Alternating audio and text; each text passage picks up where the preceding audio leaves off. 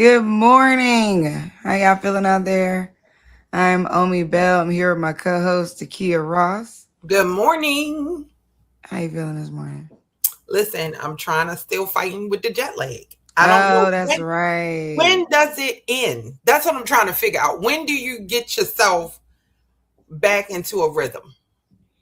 Yeah, Takia just got back from South Korea, from Seoul, and so she just catching her bearings and figuring it out. Listen, I can't get myself together to save my life. Only this is real life. How long does it Doesn't take? like how long is it?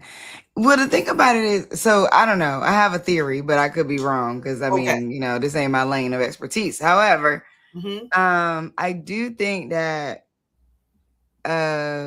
remembering what day your body trying to remember what day it's on when you have a full 12 hours. So one, I do prefer a full over 4 hours. I prefer over 4 hours. Give me a Mm-hmm. 6 hour time difference, give me a 12-hour time difference. I do Mm-hmm. prefer that. But your body trying to, because I feel like coming back from a 3 hour, it feels like you got a headache. Like your Mm-hmm. brain can't. It's like a minute ago, I just got used to being on a different time zone. Now I got to come over here. My brain is like, what the heck is happening?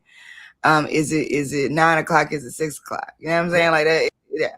But when you on a 12 hour, it's a whole like daytime or nighttime that your body Mm-hmm. is used on. You need a whole like 24 hours of doing nothing. I feel like. Oh, I didn't get that.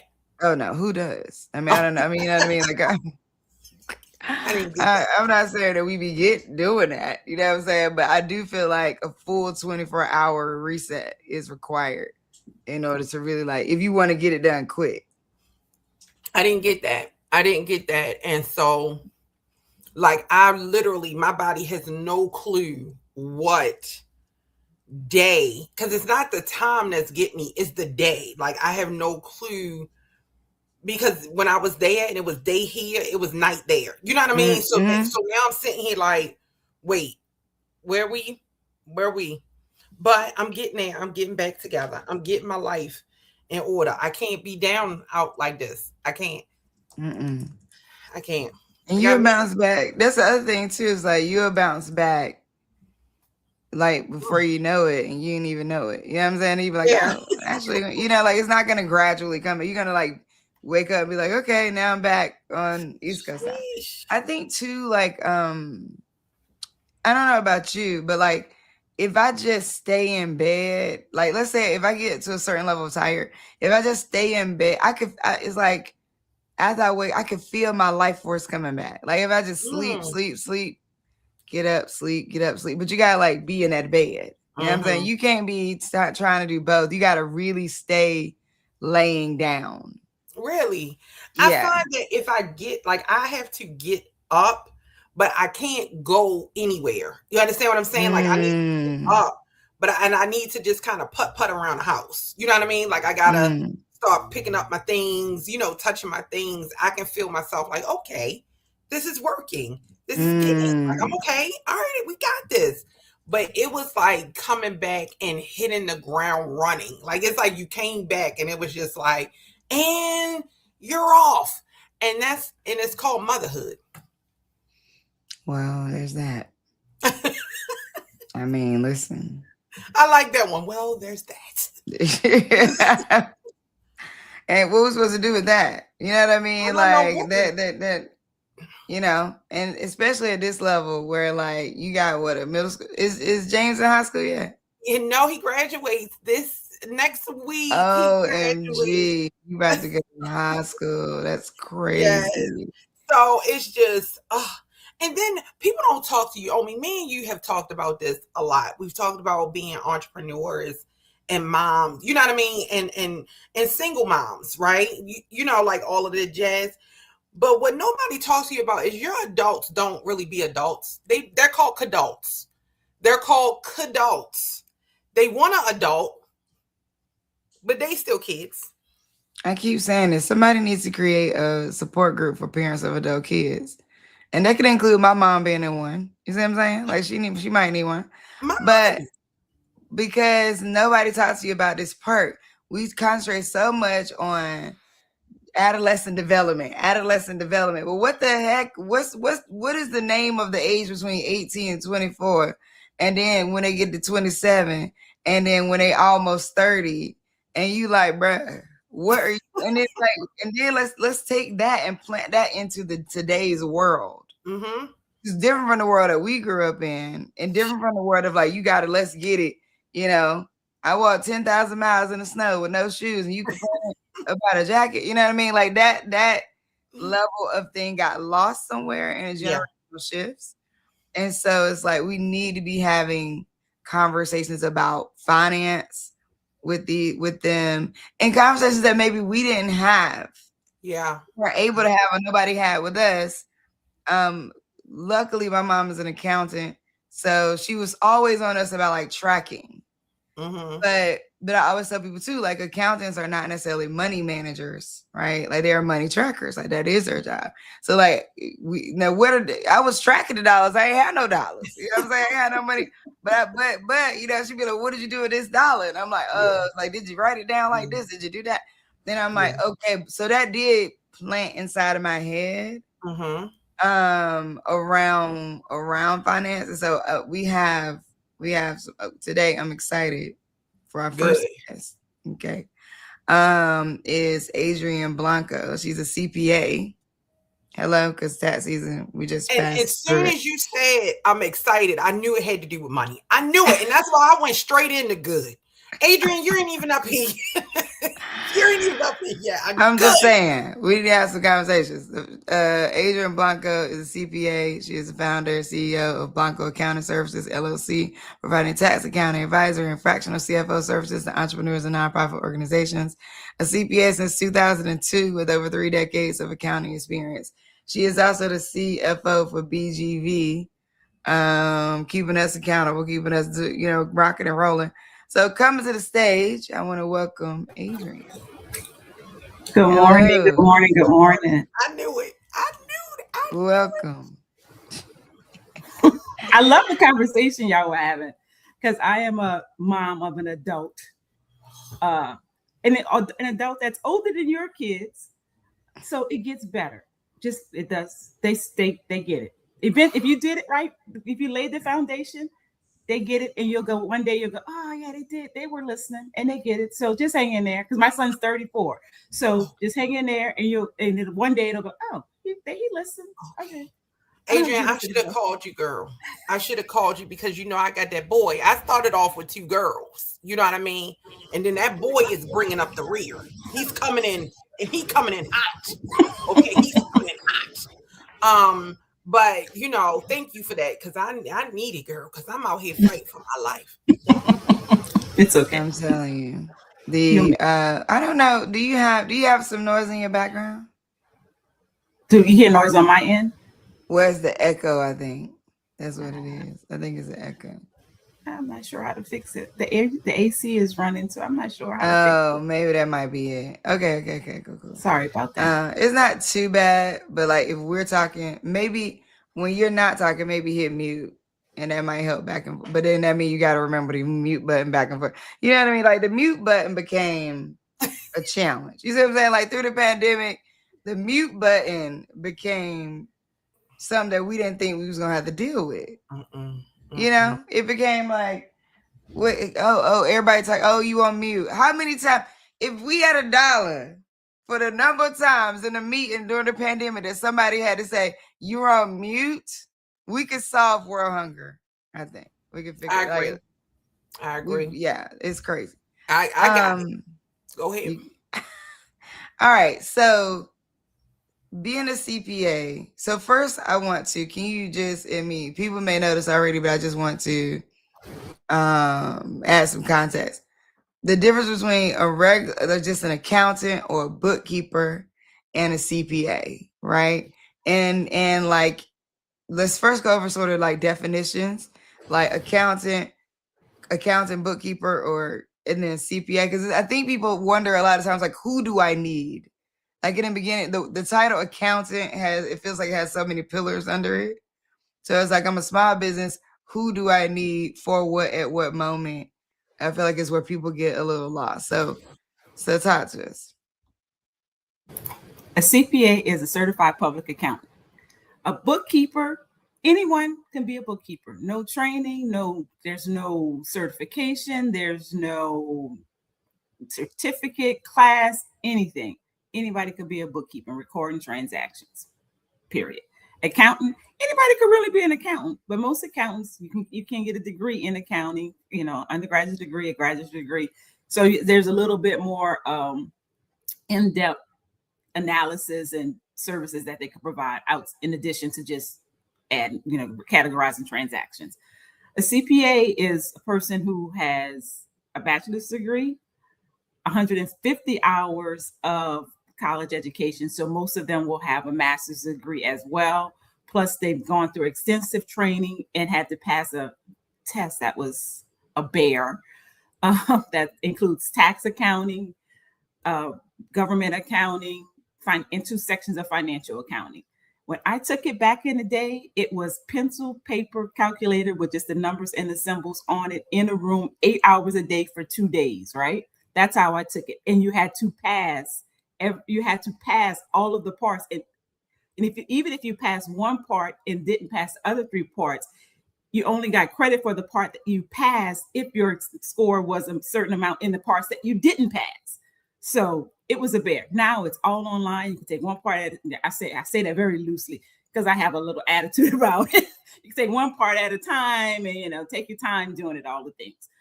But what I think really separates a CPA from an accountant, there is required continuing education. We have to take 40 hours of continuing education each year, which is a lot. So you're not just learning. I'm not just doing something that I learned 20 years, 30 years ago in college.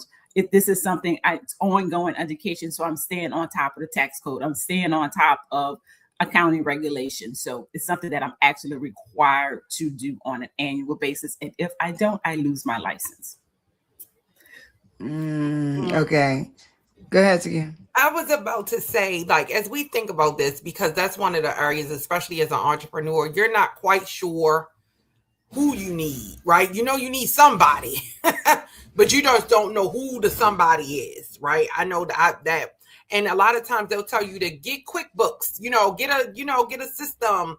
And it's just like, okay, but I still don't necessarily understand. I'm not a trained, I don't understand what these forms and, what it's saying to me. So can you tell us, as you think about, as entrepreneurs are thinking about, I need somebody to help with these finances, how to utilize the different, do I need to get a CPA? Do I need to get a bookkeeper? Do I need both?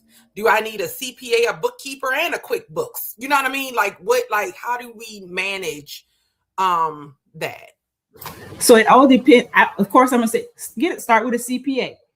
As a founder, you may say, I cannot afford that. You may be able to afford it. You may think you can't afford it, but you may actually be able to afford a CPA that provides the services that you need.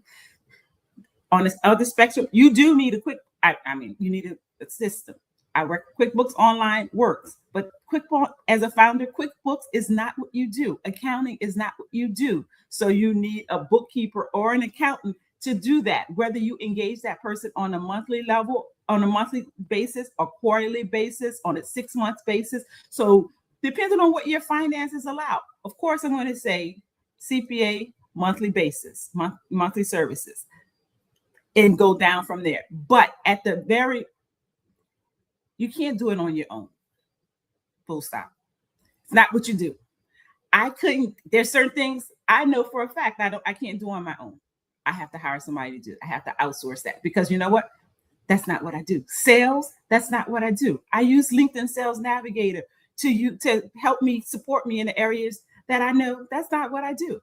So QuickBooks Online, I would definitely say, and search around for accountants. Ask people. A lot of my clients come from referrals. Ask around, interview. I start doing digital coffees, 15 minutes. You find my name somewhere, let's chat for 15 minutes. Let's see if I'm a match. Let's see if I want to work with you. Let's see if you want to work with me.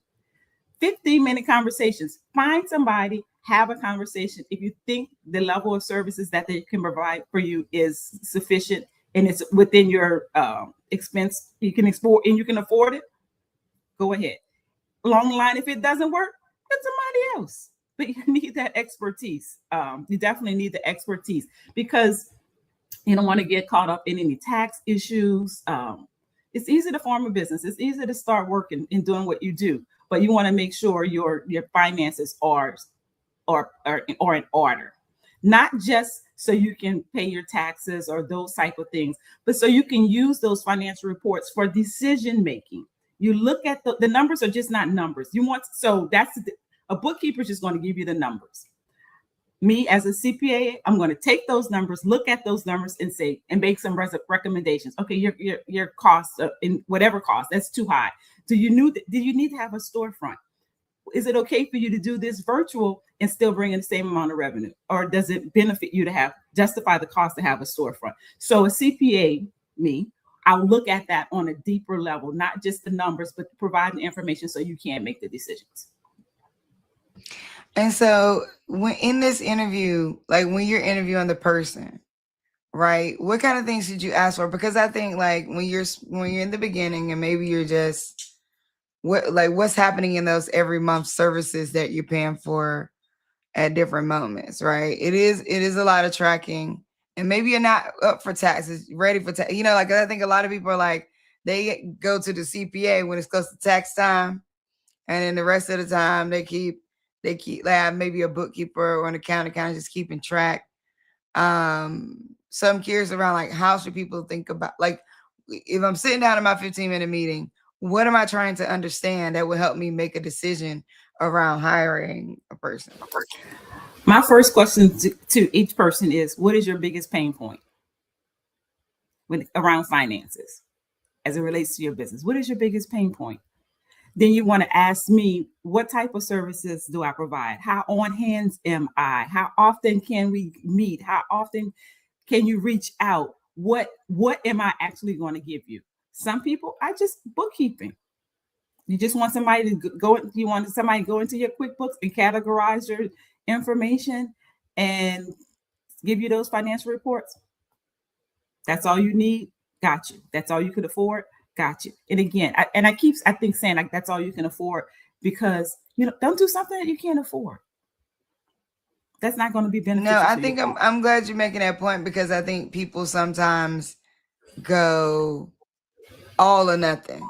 I need a CPA and I gotta wait till I get the money up.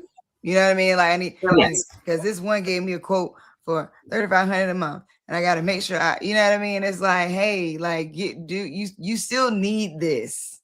You know what I mean? You just need to figure out what level you can afford it on. Go ahead, Taki. No, I was gonna say I actually was gonna say I'm people. I was gonna say because honestly, like when you think about it, like as you start to, when you're out here trying to manage your finances, yourself, it's just kind of like, oh my God, I know I need help, but I don't know what kind of help I need. Right. And it can become daunting. Right. And, when you're going through the process of, I started this business, we're bringing in money, I got the QuickBooks keep knocking my accounts out of the thing. Adrienne, you know what I'm talking about. They keep unlinking the account every time I turn around is unlinked, and so it does become daunting, and then you find yourself behind, right, in your finances. And so when we think about that, like if you are behind, and then you're discouraged, right? Like, oh my goodness, like I'm behind, I haven't done it, I haven't reconciled, in months, like, oh, I don't know what I'm doing. So what would you say to the entrepreneur that might be a little bit behind, right? Like that's just kind of like, I don't want to do this, like I can't keep up. You got to start. That's what I'll say. And no judgment. That is, I met with someone yesterday and she was like, I'm like, no judgment. You're where you're at, and we can't change where you're at.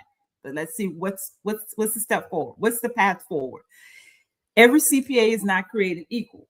Every CPA does not do taxes. Every CPA does not do audits. Every CPA does not do bookkeeping or accounting. So find that person. Start with it all starts with a conversation. You can't do it. Find somebody, have a conversation.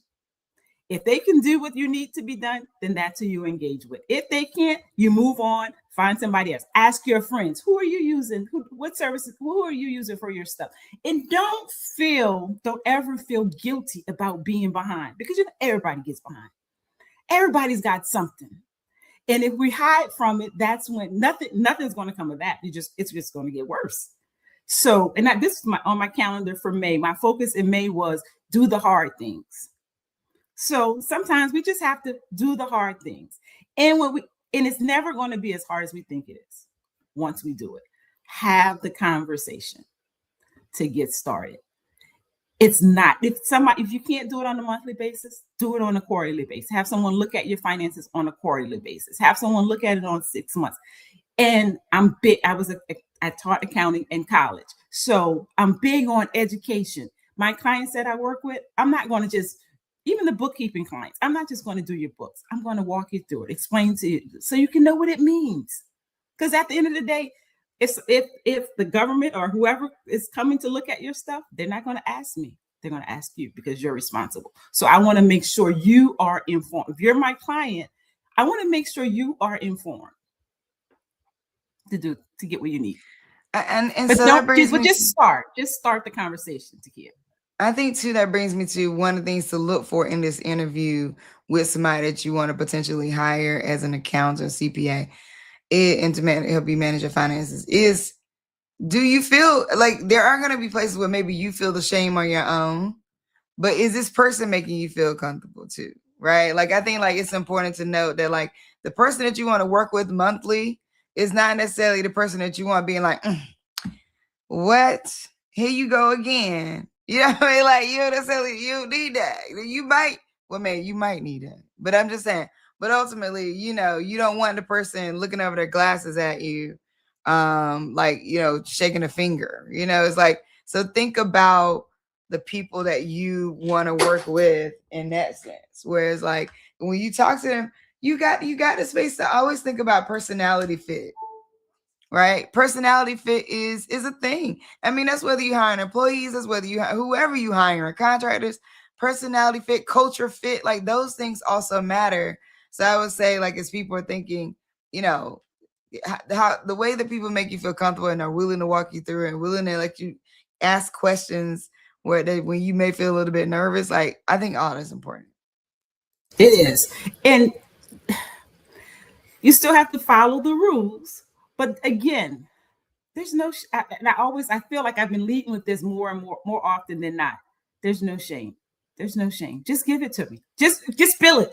At this point, just spill it. Either I can fix it or I cannot fix it. Just spill it. No shame. And if there's an ongoing relationship where we're working, I can be firm. I can be firm and direct. But there's still no shame. There's no shame. Because this is not something that we were taught. This is not something, for the most part, I wasn't taught how to handle finances as a founder. I'm a first generation founder. So these things aren't innate. My parents had jobs. My parents were not business owners. My friends' parents were not business owners. So I don't necessarily know how to do this. So I don't expect you to know how to do this. It's something that you have to learn. And I'm willing to teach it.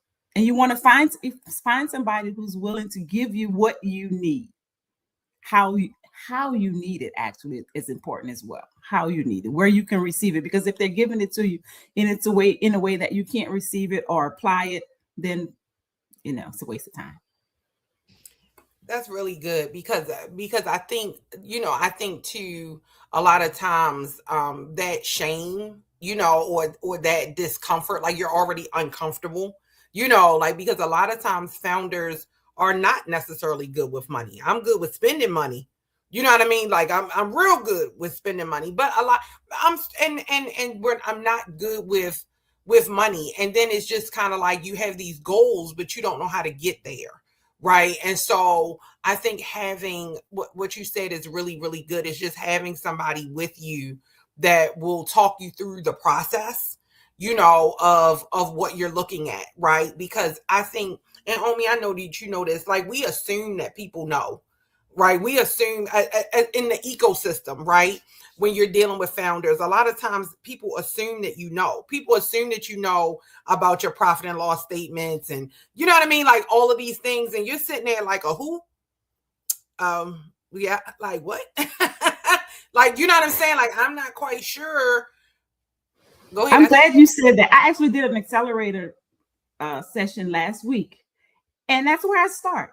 You know, people assume that you know what's a profit. Okay, so you may have heard the word profit and loss statement, but you don't know what. And then they say, okay, well, revenue and expenses are in there, but what's an expense or what? So I start there. When somebody said they need your financial statements, you don't have to go, well, what are they talking about? I'm afraid to even ask what that even means. Yeah, here's what they need: a profit and loss statement. They need a balance sheet. They need a statement of cash flow. This is what they need.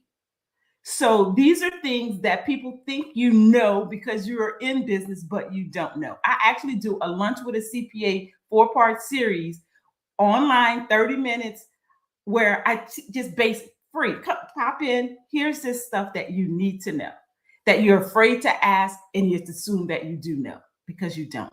And there's no reason that you there is no reason that you even should know, because nobody told you. Nobody, it wasn't expected for you to know. But I'll tell you.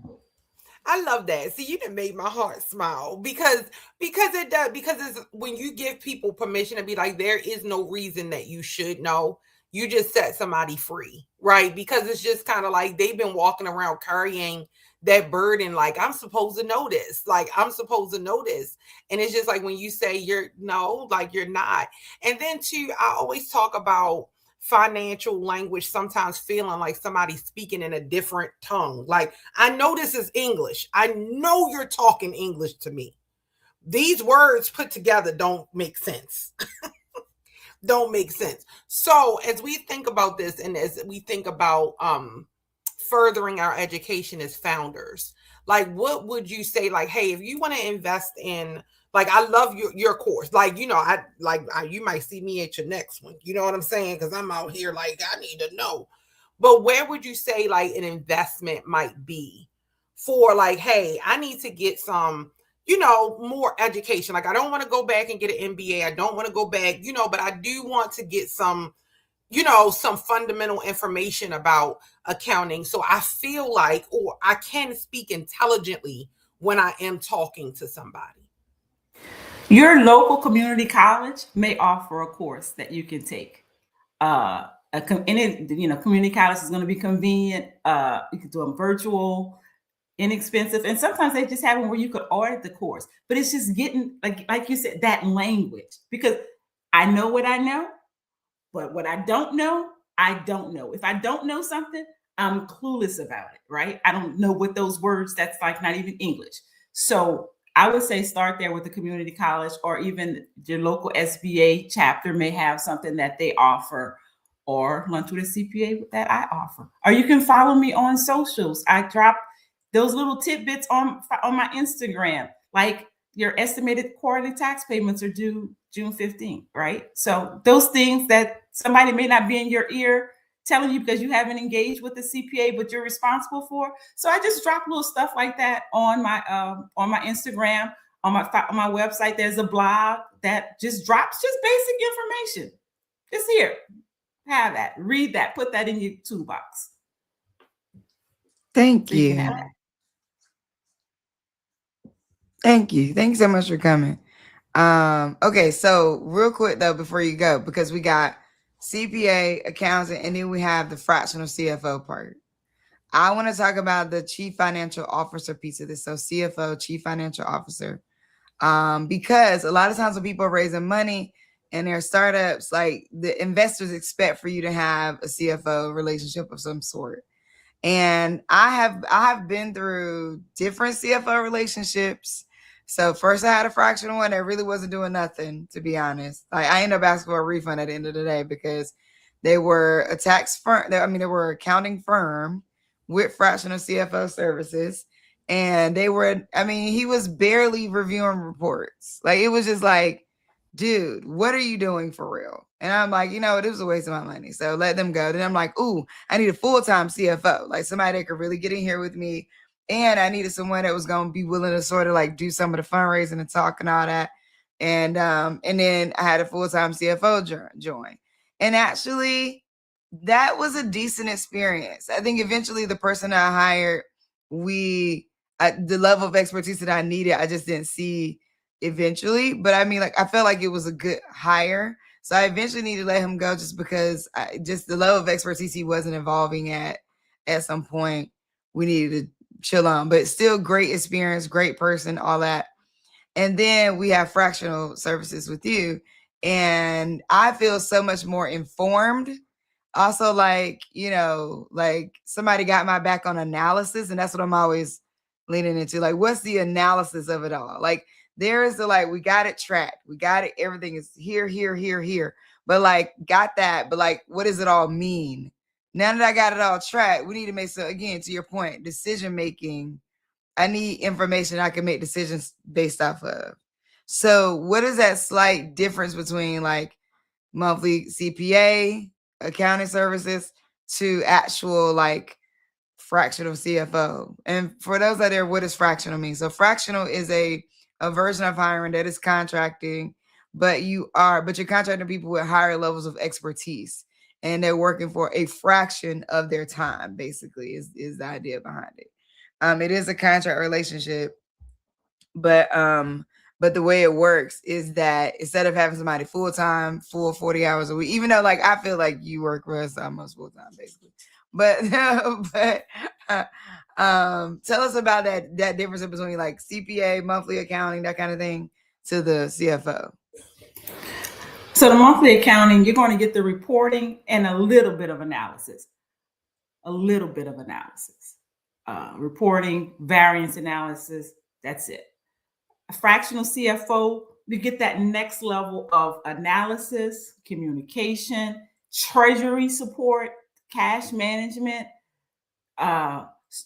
Because a fractional CFO is going to be specific to those areas. Ideally, that organization will have a team that's handling the accounting, the day-to-day stuff, and they got that on lock. So that fractional CFO will review that oversight of that team and see what, make sure all of that is in order. But then there's that extra connection to the CEO or to the management team as far as analysis for decision making and handling those type of things. The relationship with the CPA firm, if you have another firm that's doing your audit or something, someone who has that relationship, can create that relationship and serve as the intermediary between the CEO and the CEO and the audit firm. So you want somebody who can talk the language and translate what they're saying to you so it makes sense. So I think that's the fractional CFO piece. And just having that. I was because the kid was looking at the screen, so I didn't know if she was about to say. Oh no, I was your friend, because I was thinking hard. Would you see? That was me thinking hard, because I'm trying to figure out who I need. You understand what I'm saying? Like I'm out here like, oh. So have the conversation. Remember we said you just have to have the conversation, because you don't know exactly what you need right now. So you have the conversation, even if somebody can come in and something happened with the audio. Can you hear me? Wait, I can hear you, but I don't know, Takia, can you hear it? Yeah, it's like a little buzz. I don't know what's going on. That's the ancestors showing up every time. So wait, you might. I'm gonna go on mute. Takia, go on mute. Okay. So Takia, you might need a financial 360 where somebody just comes in, looks at your finances overall and makes recommendations. But you need this, this, and this. Now, either you can do it, you can hire somebody, you hire me to do it, or you can hire somebody else to do it. But I've looked at all, you give them access to all your stuff. They give you your report back saying you need this, this, and this. So you don't have to figure out, what do I need? You can engage somebody or contract a CPA to look at your stuff to tell you what you need.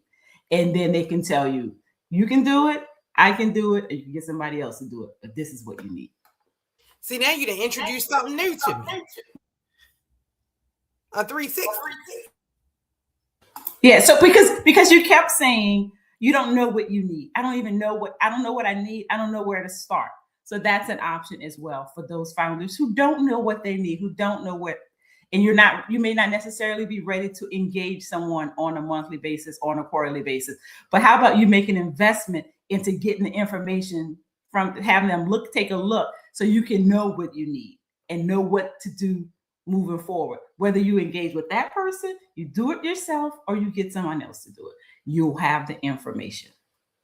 That's good. That's good. Thank you so much for joining us. We appreciate this. This was great. Thank you so much. It's been fun. I enjoyed it. I love this Yeah. kind of conversation. Just, information. Yeah. We need spaces to ask just questions and be like, hey, I don't know what I'm doing. You know what I mean? I think that's the thing. Like, how many spaces can you just be like, hey, honestly, I look cute, but I don't know what I'm doing. You know what I'm saying? So, I like that one. So we appreciate you. Thank you for stopping by. Thank you so much. Appreciate it. Y'all have a great day. All right. You too. I think, one of the things that I really love about her and the way she does her work is the sort of like, let's just figure it out together. Yeah. Yeah. I love that. I absolutely love that, because a lot of times you have like some of it, like you have some of it, right? So you're doing some of the good work, right? So you got your QuickBooks, you paying for that for the year. You know what I mean? You're going in, you're doing little things, and you think, and it's just kind of like, but now what? Like I got the QuickBooks, I didn't put the stuff in there. I've been putting people, but I don't necessarily, I can read the report as best I can with the information that I have. But I would love to get somebody else's eyes on it. Like, if you were to see this report, what would it say to you? Because it says something different to me when I look at it, right? Like to me, I'm like, girl, you need to make more money.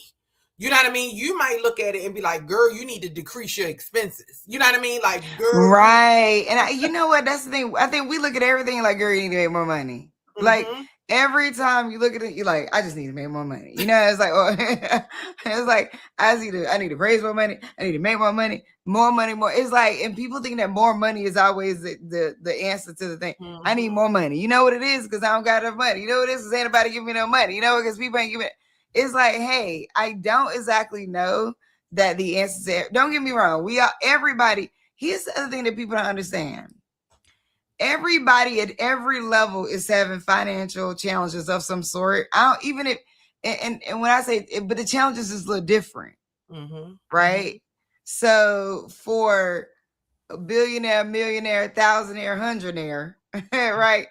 Everybody's just looking different, right? So for some people, it's certain levels of taxes. For some people, they got to move some money around a certain way. Their investment didn't go well. They're like some investment in a property is sinking. Something like, or down to, I'm overspending on subscriptions. Don't. Down to like, what is this charge that keeps popping up every month? And I'm not even going to this place using this thing. What is that? Like, so, and every time the answer for it, because we live in a capitalist society, I think for everybody at every level, and this is where we get like upset with people like we perceive as like they got money. So why because they got money, right? It's like everybody thinks they need more money. I know that's hard to believe, but everybody's like, we need more for the most part. And this is a sweeping generalization, but if you look at the challenges that we continue to talk about in different realms, whether it is, looking at politics and looking at people just like, well, why do they actually need to go to space? Why they need that kind of wedding though? Why we having a Met Gala in the middle of the war? Why, like, you know what I mean? Like, we asking these questions because the reality still exists that everybody's thinking we just need more money. Listen, if we just had more money, we could just, and the reality is that's not real. I think that it's having these conversations that really sheds light on some of the experiences that you're facing as an individual. And so a lot of times we don't talk about, right? And especially, I'm going to throw it out there, especially Black women. Like, we don't talk about money as much as I wish we would, right? Like, and when I talk about money, I'm not just like, how much are you making? You know what I'm saying? Like, how did you get your contract to be, to be that high? Like, in the beauty space, I know for a minute it was us having conversations about how much to charge, right? Like, because different people were charging different things, and it was just like, well, what's the baseline charge? Like, what is like, and so that was like a conversation as well. And a lot of times we shy away from, I don't say we don't, like, we shy away from that conversation. So I'm going to change that, because we are having it. It's just, it's kind of like we tiptoe into it, like, ooh. Well, there's so much judgment around it. There's so much judgment around, you got money? Oh, you ain't got no money. Oh, you broke? Oh, you got money. Like, and then what are the signals of that, right? Yeah. Because I look like whatever, because you wear whatever, because you got whatever bag, oh, you got money. What I have started to observe as I go into different rooms of different people is, what are the actual true signals of wealth? And then thinking about, like, do I have them? You know what I mean? Because honestly, the wealthiest people that I've seen, there's certain brands that they wear. And it's not the flashiest ones. It really ain't the super flashy logo everywhere, Gucci'd out. Don't get me wrong. I mean, like, yeah, I think that is a thing. It feels like a pop culture thing. But sometimes it's the Gucci thing or the Louis Vuitton thing that, like, you will only know is that because you actually saw that magazine where that thing was there. Or you would only know it because, it's like, if you know, you know. And, they drive Teslas, some of them. You know what I mean? It ain't the rapper who got 15 foreign cars. And so where I live across from a foreign car storage. I live across from a place that stores foreign cars for wealthy people. And I watch the kind of cars that come out of there. And they don't drive these cars every day. They like these young dudes. They want to go take their car out for the weekend, and you'll see 5 of them pile out at once. You know what I'm saying? And then you won't ever see them come back out for like another month. And so I think it's like, really the idea of, like, people gotta act like they got money. I just wish we didn't have to do that anymore. Like, look good if you look good. If you feel like all them logos make you look good, then have at it. But I just really wish we can get to a place where, like, it wasn't about that anymore. It wasn't about having to. But also, okay, but let me be clear. There's also signals that you ain't got it. When you're in a room with people who really got it, there are signals that you ain't got it. And it's subtle. Sometimes it's a watch, right? And even the women are wearing watches. So it ain't even just like, oh, the men got whatever watch. The women wearing watches too. You know what I'm saying? So that's the thing. Another thing is, like, sometimes it can be your bag, depending. But bags are fleeting in a sense that, like, you can go get a good bag, but it's about the kind of bag and whether or not it's like if you know bag versus, like I said, versus a like some flashy bag. Then there's a, like, there's a fit. It's not literally the kind or name brand of the clothing. It's a look to it that I really wish I could, like, explain. There's a cultural look to it where, like, ain't nobody in here gonna do this thing. That's not to say that you shouldn't do it, because then you have your anomalies. I know some very wealthy people who also can get radical. But I mean, like, there's something I wish I could really.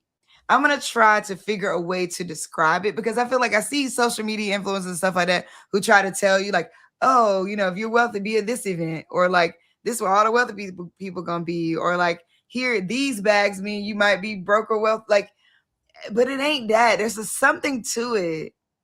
There's a fit to it that is weird, and it's kind of like, and they know it, And if you've been around it enough, then you know it. Is And it less of a look and more of a don't laugh at me, because my immediate response was, it's called peace. Like, I don't it's know, because called, some of them be anxious as hell. yeah, Like some but of my these, thing is, but like for the most part, some of them are you know, anxiety ridden or whatever, about whatever they're anxiety ridden about.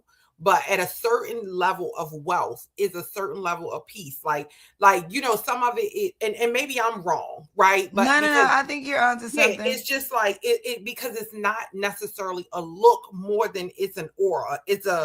Is the way that you kind of carry yourself a little bit. Sometimes when I've been in rooms, you know, it's just kind of like the way, and I get it, you know, where it's just like there's a certain level of peace that comes with, you know, I own my home and I'm not getting evicted. Like, you know what I'm saying? Like, it's a certain And I'm level not of worried about peace. paying for it next month. Yeah, that's what I'm saying. Like, it's a certain level of peace that you carry with you when you, and so it kind of, and do you have worries? Absolutely. Absolutely, right? But it's just kind of like your worry is different, right? Like, so you're worrying, you know, yes, you're worried about, did that investment work? What is my business? You know what I'm saying? But am I going to eat? Not necessarily, right? You know what I'm saying? Like, or how much my food is going to cost. Yes, like I think peace is one way to put it, but it's yes, I agree. So right now, if you're just joining us, you're watching the 30 Day Show. I'm here with my co-host Takia Ross, and we're talking about money this morning, right? Oh. And one of the things that I think about, like the look and feel of people who actually got money, and when you're in those rooms, there is a peace, but there is a natural flow of if you do have it, then you just will do the thing, right? Like I tell people, okay, look at it this way: TJ Maxx and Nordstrom are open to the public, right? Like nobody's telling you can or cannot go into one of the other, and that's Ross. Ross is real big, I guess, so they're everywhere. But I mean, like you can go into either one you want to go into. And what I've seen, nobody come for me on this, but what I've seen is the reality of just making certain levels of money. You just don't go to certain places anymore. And that doesn't mean you won't go to them as a habit, but it doesn't mean you won't go to them every now and then. So that doesn't mean that like no wealthy people go to Ross.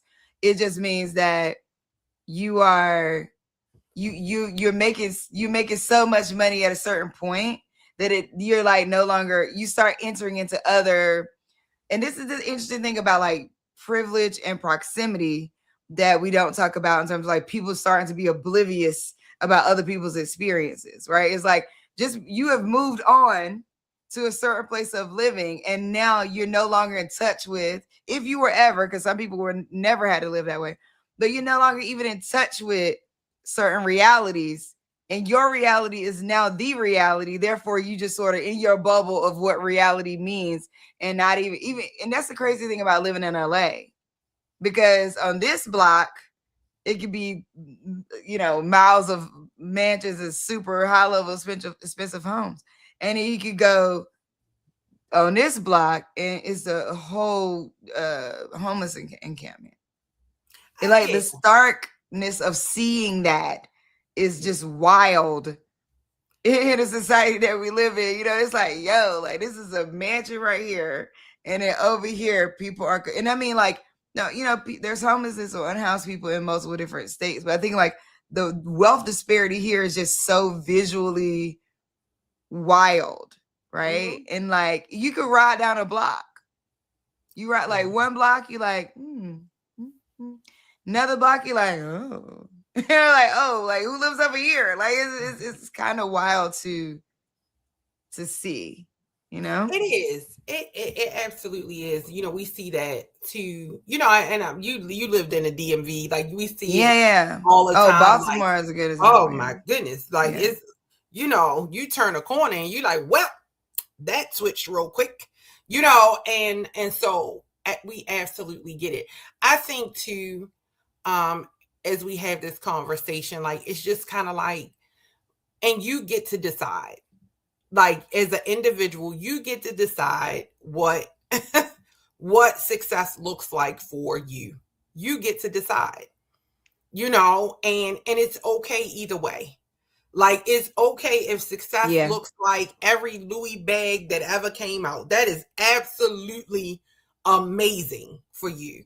Or it can look, like you're wearing the robe. You know what I'm saying? Like, it's just like it is and is. And so, like, as we have the conversation, recognize too that part of it is your understanding of yourself. Like, you know what I'm saying? Like, what makes you happy? Like, what brings you joy? And you know what I'm saying? And a lot of times it's like, I love to see people who are just living fully in their joy. Like, whatever that looks like. Like, and you can tell those people where it's just kind of like, I am joyful. I love to see it. And, in every way that it come, quiet luxury, right? Because that's one thing, that quiet luxury. But it's just kind of like, but do you love you? Like, is this joy? Like, if you walking around with your quiet luxury, and your fanciful watches and it's joy, baby, you are winning. But if you walking around with your Walmart bag and your, you know what I mean, and your thrifted outfit and you have joy, winning. 100%, I agree, because that's the thing that is not guaranteed on any level. It's not guaranteed. You could be millions and billions, have all the money, and to just be freaking unhappy. Oh my God. Right? We've seen it, right?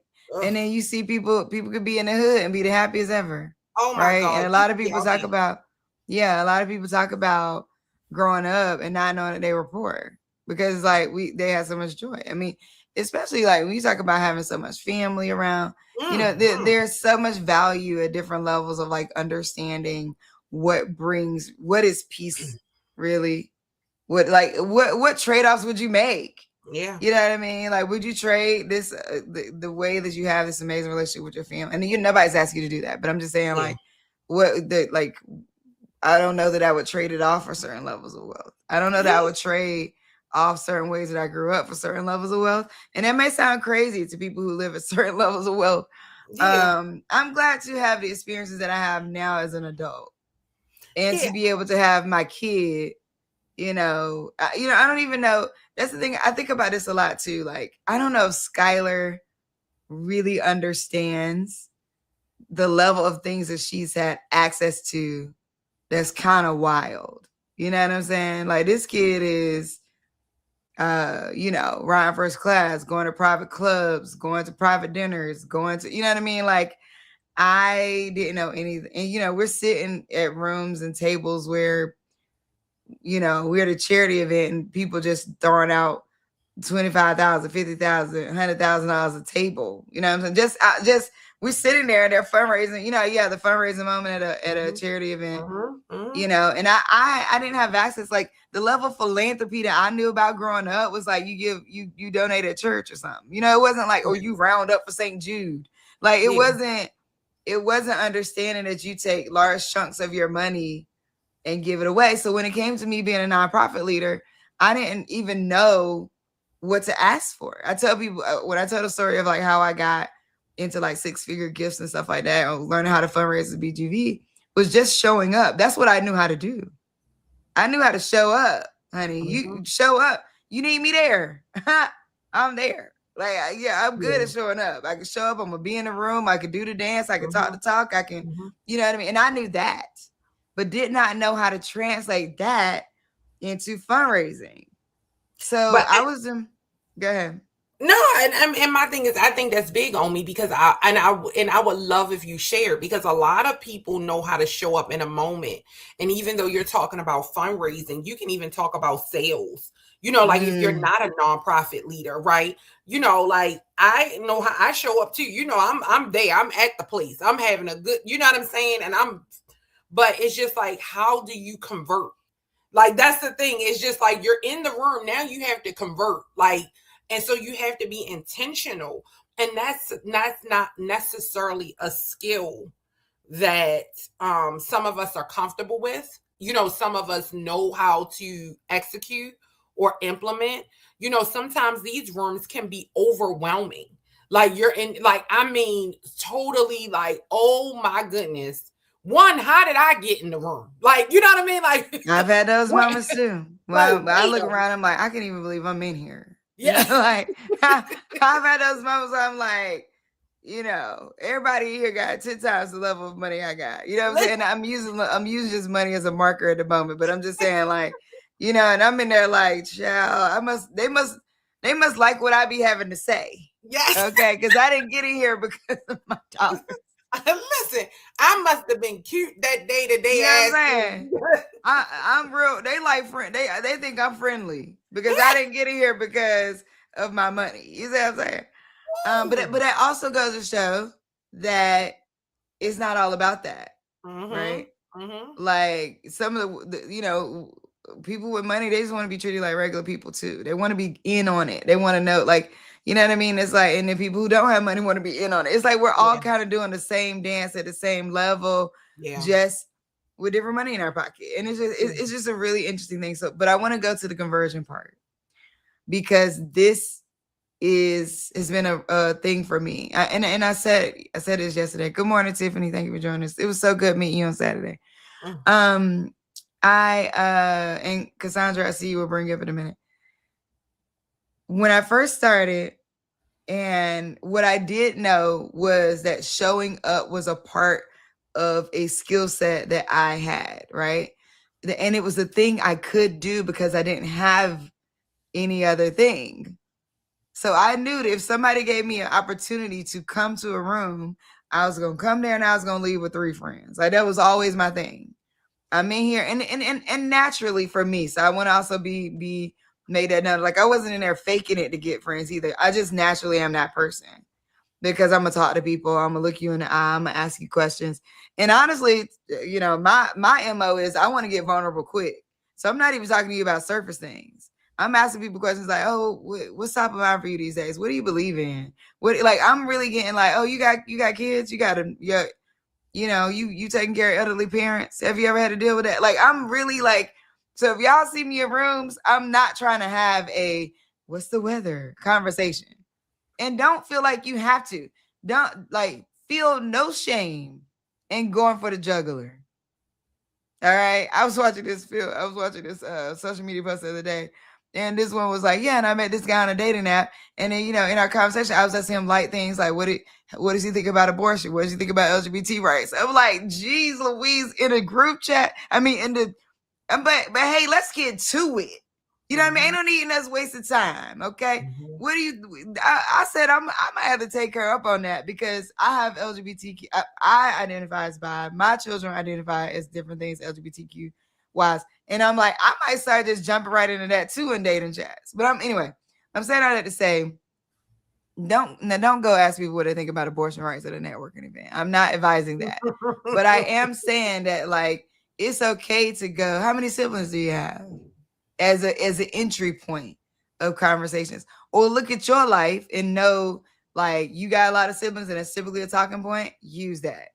You're really close with your brother, use that. You know, your mom was an account, you know, ask people things like, what was your childhood dream? What was your mom, what was your mom's profession when you were growing up? Like, it's just stuff like that to get deep. But anyway, okay. So what happened was I was showing up so much so that finally the funder was like, girl, when are you going to ask us for money?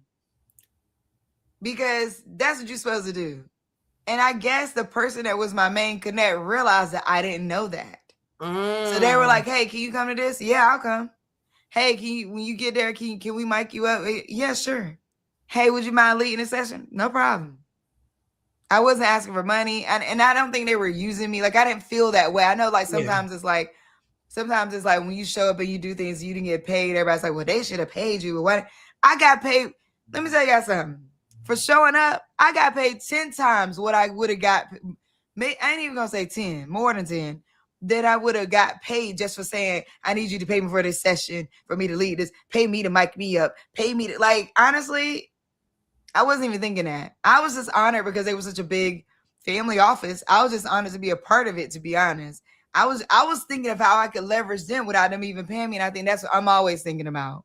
How do I leverage every single thing? if I get press, that's why for real, the reason why y'all know me at all, is because if somebody say I like your shoes and they wrote it in a freaking on a press, you better believe I'm running that press like that's the best thing ever been said about me. I'm trying to do articles. I'm trying to do social media posts. I'm trying to make that piece of press stretch so far that y'all have no choice to either think I'm crazy or I must be on to something. You know what I'm saying? So I think like I was always thinking about how could I leverage the people too, not just what they could do, what I was getting out of it. So finally, they were like, girl, it's time for you to ask us for money. We know it's coming. That's what people do. That's what we're here for. So it's time. And I was like, oh, shoot. It made me sit back and reflect on all the times I had missed the moment to ask for money. Because people were asking me. So here's a clear indication. When somebody says, how can I be helpful? That particular phrase, how can I be helpful? Hear me out there, okay? That particular phrase is a framing to invite somebody into an opportunity to give you something higher level than you normally would ask for. Okay? How can I be helpful? Because what they're asking is not necessarily like, what do you need me to do? They're saying, how could my time, how could my investment, how could my money actually be helpful? Not like, how can I solve one of your problems in a way? Like there's a different kind of framing to that language because wealth has to invite you in. You can't force your way into it. You don't strong arm them to give you something. It invites you in. True wealth invites you to the table because they see something or they want to be helpful. And the reality is a lot of people who are wealthy want to be helpful because they got money.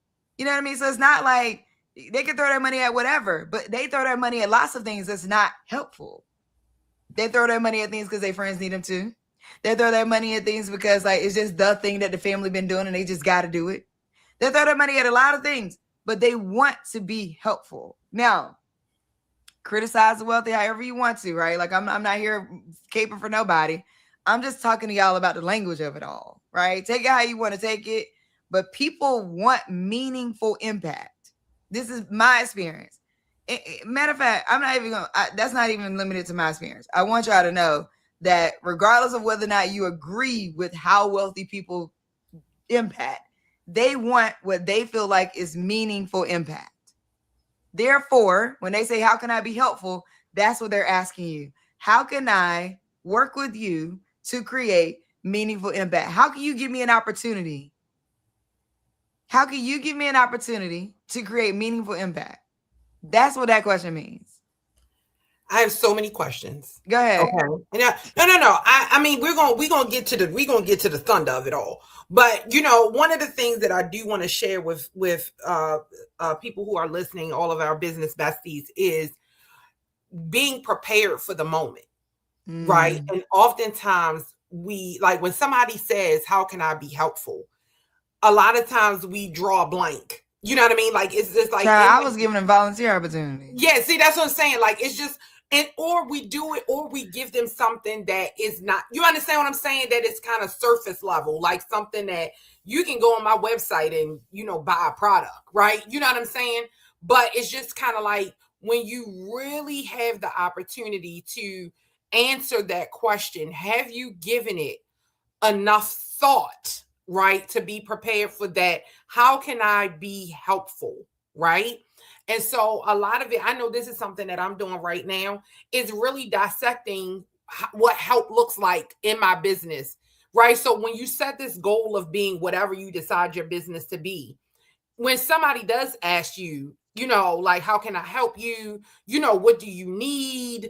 Like, how can I serve? That sort of thing. Am I prepared to answer? Am I prepared with the high level and not go to my website, not share me on social media, you know what I'm saying? Like that sort of thing. Like, but really, do you have a connection with you know, the person that makes this, but also it comes with knowing who you're talking to. And a lot of times, like, you're in a space and you haven't done your, I speak about, you haven't done your research. You don't even know who you're talking to. And so, or you're asking the wrong person for the right thing. And so it's just kind of like making sure that you're doing your due diligence about your business, you know, like what's going to take your business to the next level, you know, that high level thing, but also about the room that you're in. As we enter into these amazing rooms and opportunities, who's in the room? What does the room do? You know, I'm talking to so-and-so. Do I know anything about so-and-so? You know what I'm saying? Like, do I have a point of reference? Like, can I get some understanding? So I think it's that, but we got a lot of conversation to have around this. No, for real, because I wrote down some questions that would come to you out there. Because I love, thank you for saying, you know, being prepared. Because I wasn't. In fact, like, people were like, "How can I be helpful?" I'm like, "Oh, like, we need some volunteers. How can I be helpful? Oh, what can you mentor? How can I be helpful? Oh, okay." You know, I wasn't even asking for connections. Right. I was like, "Oh, how can I be helpful? Oh, well, I guess, you know, we might need, you know what I mean?" And I'm like, wait a minute. So I want to run down a couple questions that are signals. So how can I be helpful is one where your answer can be, I need a connection to the president of the Fortune 500 company that I, whatever. And I'm also in need of $100,000. Right. Like, how can I be helpful? And so, but I want you to take that question and think, the person is asking you, how can they create meaning? How can you give me an opportunity to create meaningful impact with you? That's what that is mean. Like, whatever I want, whatever I'm going to do next, it has to be meaningful. That's the kicker, right? It's not, how can I help you? Because that's what I heard. How can I help you? You can volunteer. No, that's not what they were saying. They were saying, how can I be helpful? Which is, how can I create meaningful impact with you? Another one is, how could I support you? How can I support you? If you're a founder and you hear somebody say, how can I support you? They're asking you about you. A lot of times in that moment, we do think, how can you support my company?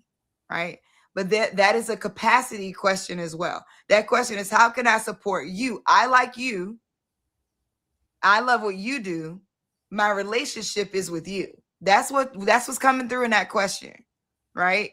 And they're saying, and what they have through their relationship with you, what they have figured out is that if I support you, you'll figure out the other thing. So they may not get deep into doing anything with your company when they say, how do I support you?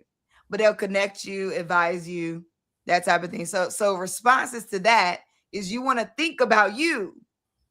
What will help you as a founder, as a leader, move forward when somebody says, how can I support you? Right? You might really need an advisor in that moment. You might really need a connection in that moment. And it's okay. You know, that's also a question where it's okay to mention funding. I think, though, what you want to make sure of is that knowing that how do I support you is about you and not about the company. So however you frame that, knowing that that's what the response that the person is looking for is, like, there's an opportunity to support you and you'll do whatever you need to do with whatever else you got going on. But, like, that person is looking at the opportunity to support you. Also know that, like, for any of these questions, it's not an immediate lead with the money either. It is a lead with relationship. So even how can I be helpful, include the money, but you want to include relating. How can I support you is also, you could include money in it, but it's also, you're including what relationship will this money have to helping you. That's how it's like, what I had to learn in the conversion, the kid, was these slight reframes around how to respond to it. Because at first, a lot of times we're just responding with our need. I need money. I need this. I need that. I need people. I need it. You know, it's like need. If you were in a place where your needs could be provided for, what would your conversation be like? That's how to think about the questions that I'm giving you right now. Right? Because essentially that person's not saying, I can answer I can solve all your problems, but you have entered into a place where solutions maybe abound, right? Solutions might be abound. So now this is not the moment to go to be such in dire need in your framing of how you talk. This is the moment to be like, if I just walked into the strawberry patch and I'm hungry, I might get pricked trying to pick one. but like, let me make some choices. Let me expand how I can think about what I can do here. And then another one that we'll get is, what do you need? And again, I think how can I support you? And what do you need? Those are similar. Those are like sister and brother to each other. They're kin to each other. So these are similar range of what that person may be able to provide. When people say, what do you need? I think that is understanding where they sit and what they can provide is about you, but it may be a little bit limited in what they can do. Like, what do you need means like, I know I can help you, right? But that's all the capacity that I have. So I think, how can I support you is a little broader and a little bigger than like, what do you need? What do you need is very direct. It's very much about you. How can I support you is very much about like, I know that if I support you, you're going to support something bigger or whatever you got going on.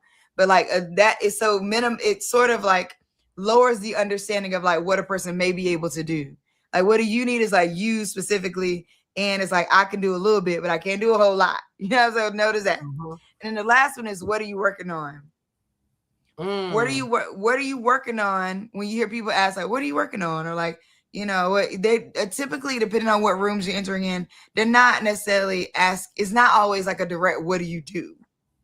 I think all of these also signal a bit of relationship with you already. At least they like your vibe, or they kind of like, they're gelling with you a little bit when they get to the, what are you working on? Because what are you working on also can be bigger than just the one company you've been pitching.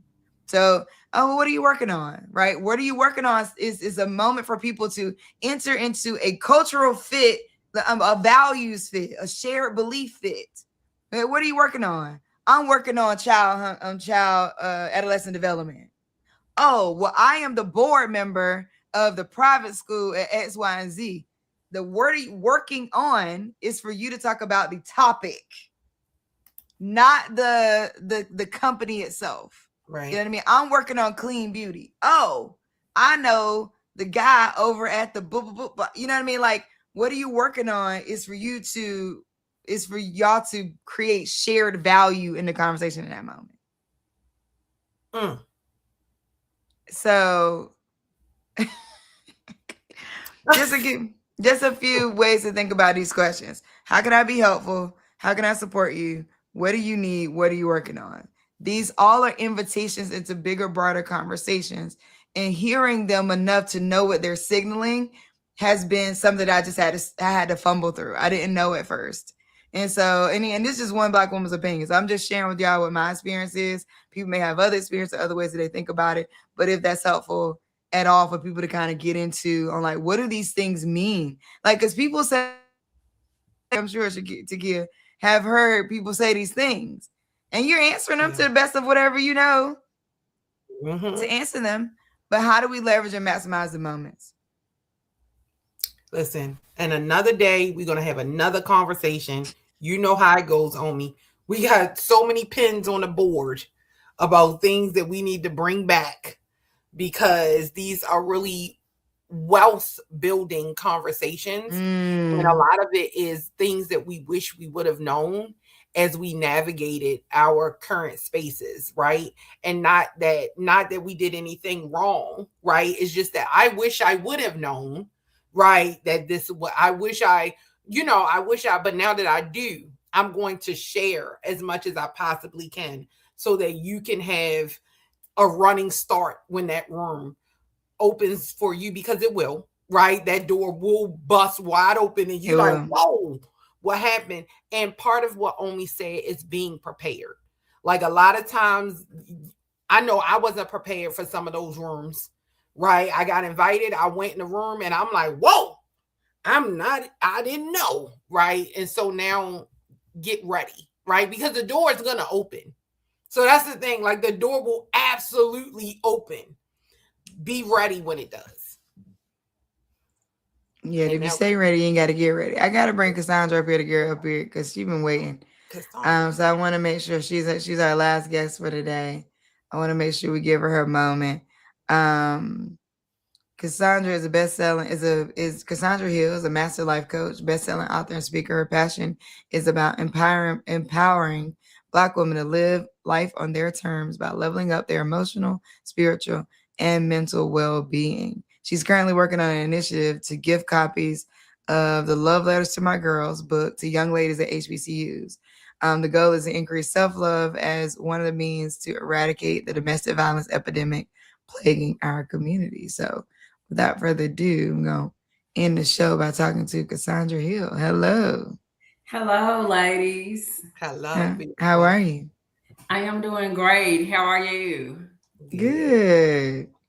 So tell us about what you're working on. Tell us about, tell us a little bit about what you're working on. Okay. Well, you mentioned one of the things I'm working on is the initiative with the Love Letters to My Girls book, gifting that to young ladies at 19 HBCUs. That's one of my projects. And also, I am board president of 1 in 4, which stands for 1 million madly motivated moms. Yeah, we just had them on. Yeah, you had my girl Tansy on. Yes. We love that. Yes. Yeah. So right now we're working on developing a series that will highlight mental health and how that impacts the criminal justice system. So I'm really excited about those two initiatives. They are amazing initiatives to be working on, and we're excited that you are actually spearheading some amazingness. Yes, we are. So tell us a little bit about your why Love Letters to My Girls. Like, why is that so important to get in the hands of our HBCU students? Yeah, in my local community, I work with women who've experienced domestic violence, offering life coaching pro bono for these ladies. And for a lot of women, and I know even from my own personal experience of being in an unhealthy, toxic relationship, the self-love is definitely a factor. Just not having enough self-love and self-worth many times gets us to stay in relationships where we're not being valued. And the Love Letters to My Girls book, I'm one of the co-authors, but actually total 116 Black women came together to write this book. And it's about loving yourself as a Black woman, just loving. Don't we have some beautiful melanin skin, ladies? We're beautiful, we're great. However, the way this world is set up, sometimes we're made to feel less than. And so this book is to encourage us that, yes, as that melanin queen, you are beautiful. And you can imagine, I'm sure you've gotten a love letter or two along the way, right? Along the way. A love letter. Yes. And so when you read that, and if you're doing that every day for 100 days, guess what? Your confidence, that love you have for yourself, is going to explode. And that's what we want. When we look at the data for domestic violence around Black women, 45% of Black women experience domestic violence. I don't know about y'all, but that's a heck of a lot of women. Yes, it is. And that's who's reporting. That's who's calling the National Domestic Violence Hotline. What about somebody like me when I was in unhealthy, toxic relationships? I never called it. I'm like, man, they probably gonna think I'm crazy. I'm working in corporate and doing all that. They gonna think, oh, that's what I thought. And I'm sure there's other ladies who thought the same thing too. And so they didn't call. So that number is no telling what it really is. So it's a serious problem in our community, and I want to be part of the solution. Well, you are being part of it. Yeah, we appreciate you. Yeah. What's So, your oh go ahead, go oh, ahead. go ahead, homie. It's fine because we was over here chatting. No, I was gonna say make sure we can tell people where to find you and like some of the goals around. So if you're giving the books out, is that right? Yes, I Okay, am because we giving them have away. at BGV we have HBCU chapters. So we love to figure out how to we get them. So Morgan State, NCCU, North Carolina A&T. So we love to figure out how we can get some of those to our chapters. And we just giving them away. Because where are you based? I'm based in Arkansas. Where did the passion for like HBCUs or HBCU girls specifically come from? You know, unfortunately, I didn't get a chance to have that HBU experience. I went to PWI for undergrad and graduate school. However, along my way of getting the education God has blessed me to have, I crossed paths with so many ladies who are HBCU graduates. And I thought, if I had known, I would have been doing my research and I would have found some HBCU to go to.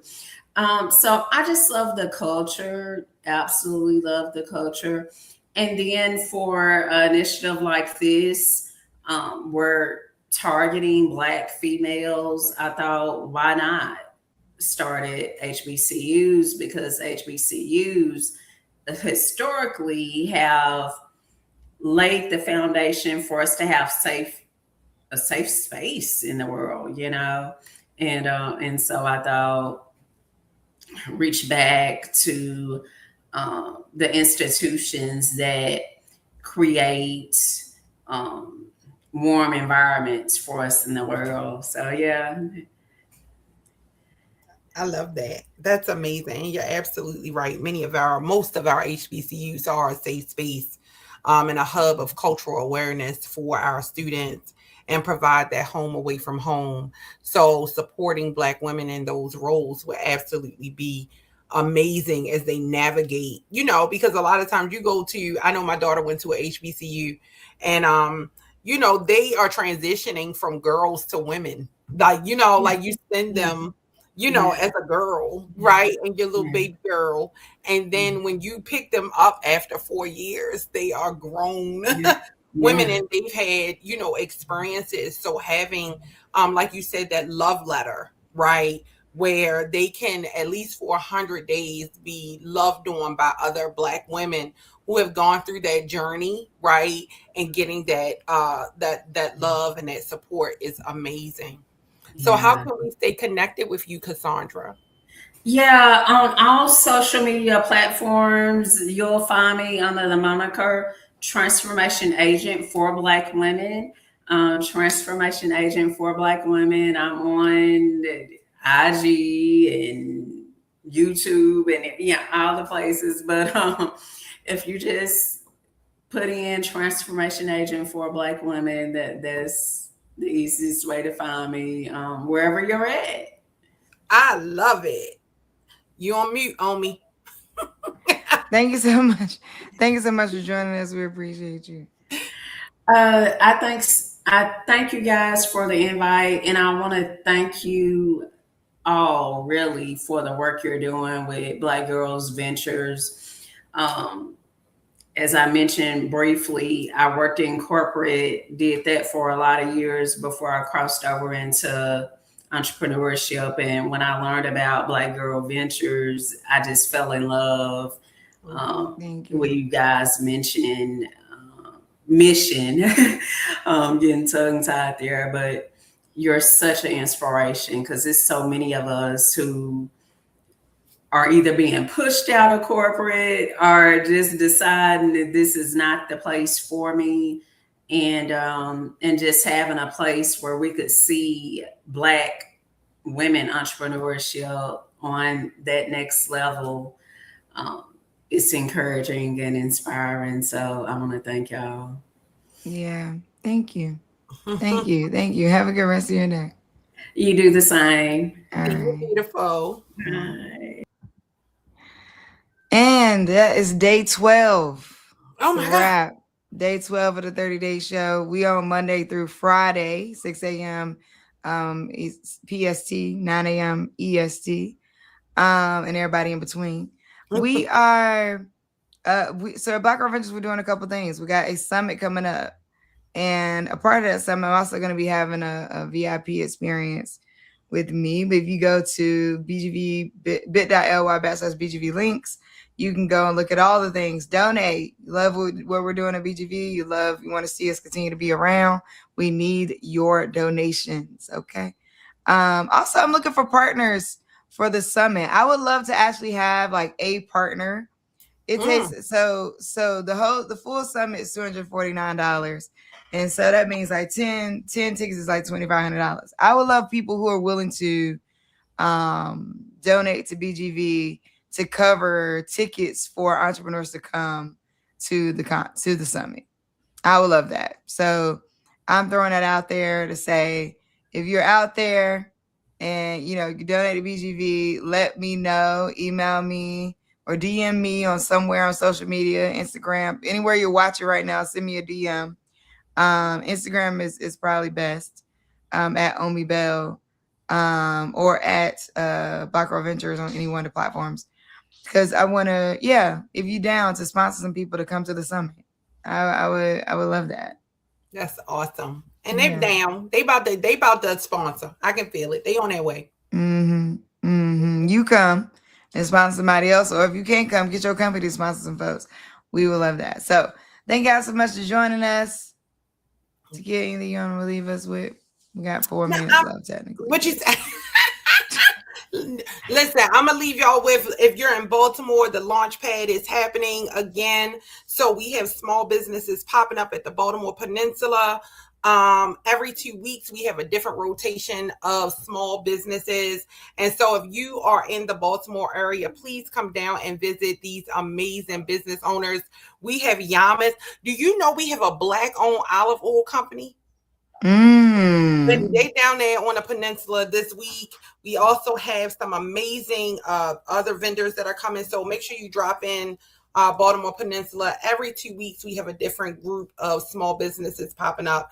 So we can't wait to see you on the peninsula. Okay. All right. I like it. All right. Well, happy Tuesday. You know what today is? Taco Tuesday. I do that every time with Skylar. Like, you know what today is? She's like, look, I said it's Tuesday. Right.